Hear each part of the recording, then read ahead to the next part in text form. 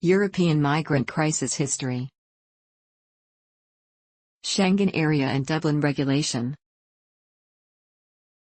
In the Schengen Agreement of June 14, 1985, 26 European countries, 22 of the 28 European Union member states, plus 4 European Free Trade Association states, joined together to form an area where border checks on internal Schengen borders, i.e. between member states, are abolished and instead checks are restricted to the external Schengen borders, and countries with external borders are obligated to enforce border control regulations.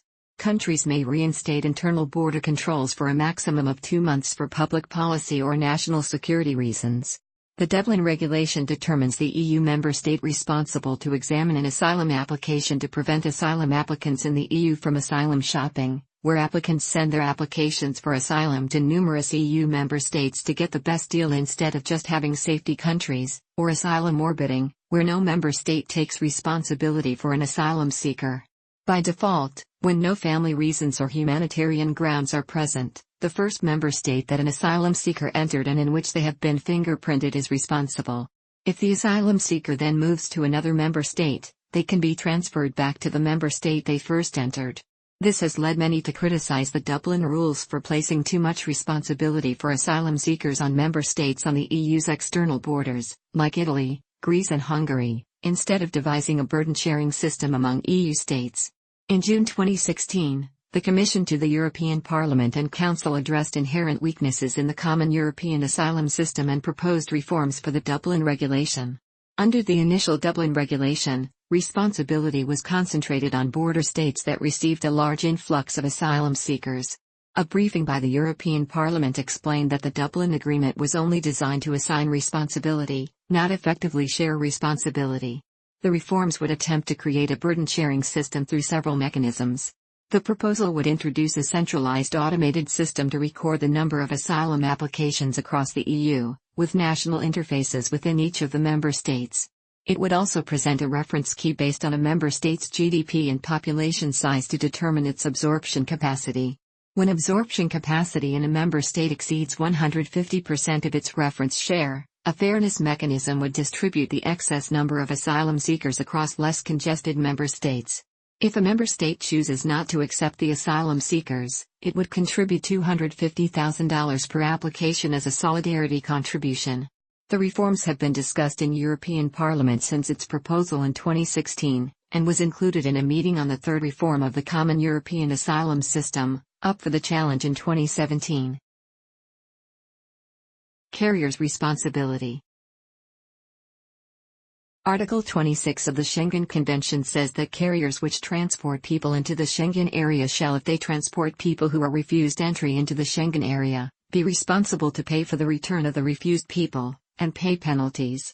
Further clauses on this topic are found in EU Directive 2001/51/EC. This has had the effect that migrants without a visa are not allowed on aircraft, boats or trains going into the Schengen area, so migrants without a visa have resorted to migrant smugglers. Humanitarian visas are in general not given to refugees who want to apply for asylum. The laws on migrant smuggling ban helping migrants to pass any national border if the migrants are without a visa or other permission to enter.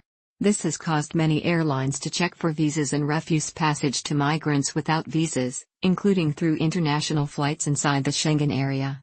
After being refused air passage, many migrants then attempt to travel overland to their destination country. According to a study carried out for the European Parliament, penalties for carriers, who assume some of the control duties of the European police services, either block asylum seekers far from Europe's borders or force them to pay more and take greater risks to travel illegally. Statistics on the EU's foreign-born population prior to 2015. The foreign-born population residing in the EU in 2014 was 33 million people, or 7% of the total population of the 28 EU countries, above 500 million people. By comparison, the foreign-born population is 7.7% in Russia, 13% in the United States, 20% in Canada, 27% in Australia and 1.63% of the total population in Japan. Between 2010 and 2013, around 1.4 million non-EU nationals, excluding asylum seekers and refugees, immigrated into the EU each year using regular means, with a slight decrease since 2010. Prior to 2014, the number of asylum applications in the EU peaked in 1992, 672,000, 2001, 424,000, and 2013, 431,000. In 2014 it reached 626,000. According to the UNHCR, the EU countries with the biggest numbers of recognized refugees at the end of 2014 were France, 252,264, Germany, 216,973, Sweden, 142,207, and the United Kingdom, 117,161. No European state was among the top 10 refugee-hosting countries in the world. Prior to 2014, the number of illegal border crossings detected by Frontex at the external borders of the EU peaked in 2011, with 141,051 total, sea and land combined. Global refugee crisis.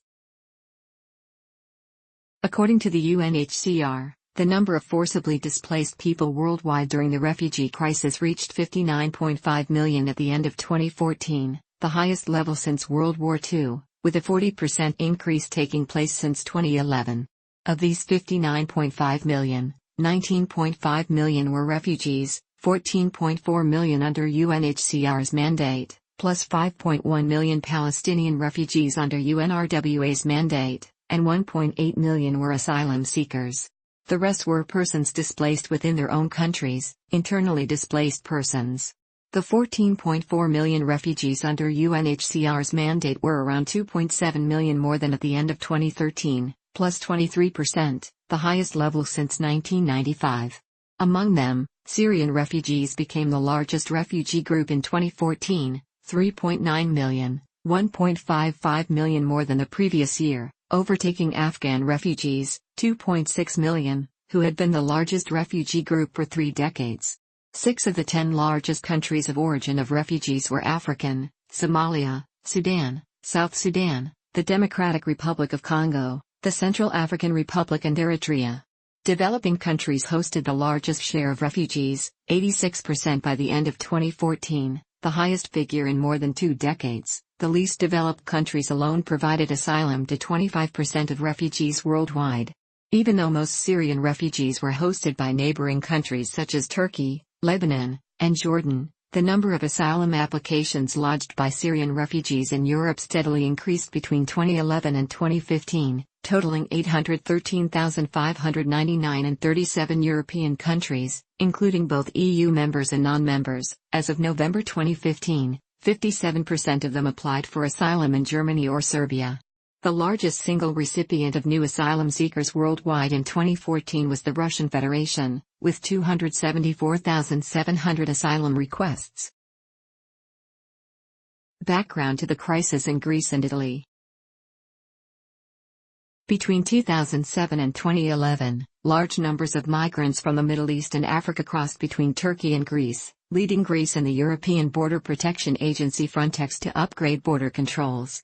In 2012, immigrant influx into Greece by land decreased by 95% after the construction of a fence on that part of the Greek-Turkish frontier which does not follow the course of the Maritsa River. In 2015, Bulgaria followed by upgrading a border fence to prevent migrant flows through Turkey.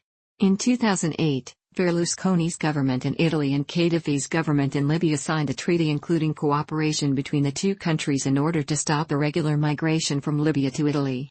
This led to a policy of forcibly returning to Libya boat migrants intercepted by the Italian Coast Guard at sea.